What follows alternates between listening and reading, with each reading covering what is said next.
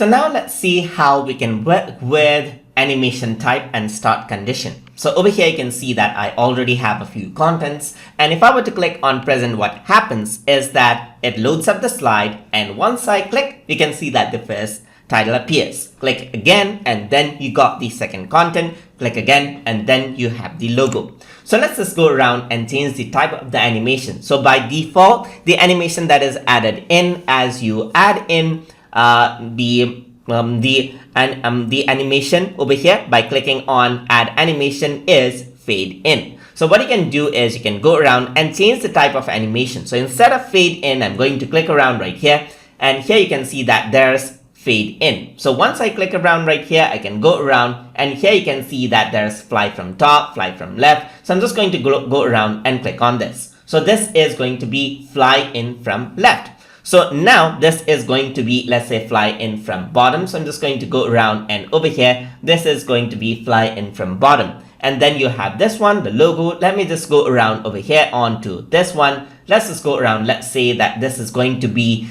spin right here. So this is how it looks like, as you can see. So I'm just going to go around and present this out, and let's see how that looks like now. So you got this. So I got this one right here, and I got this one. And as I click again, you can see that the logo actually spins out.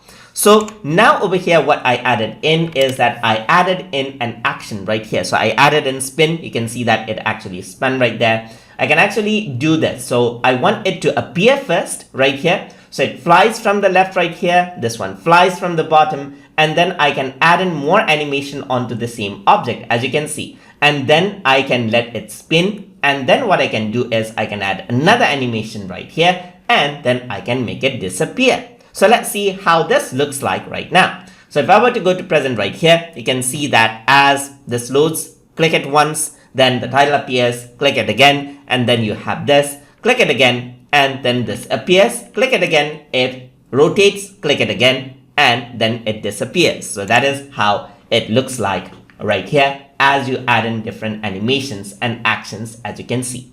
So what you can do is you can go around and change this as well. So what I want it to do is, let's say I want it to fade in right here, and then now I want it not to disappear directly, but I want it to fade out. So right now everything happens on click right now. So everything happens on click. So fly in from left. So what I can do is, as this flies in from left, I want this to fly in from the bottom at the same time. So what I can simply do is I can go around right here. So it says fly in from bottom. I can go around and change this. I can go around onto on click and change this with previous. So what happens is that it starts animating with the previous transition right there. So it animates with the fly from the left on the title, and fly from the bottom will be animated alongside. So I can go around onto the bottom, and over here you can see that there's fade in right here. This is on click. So what I want to do is I want it to happen after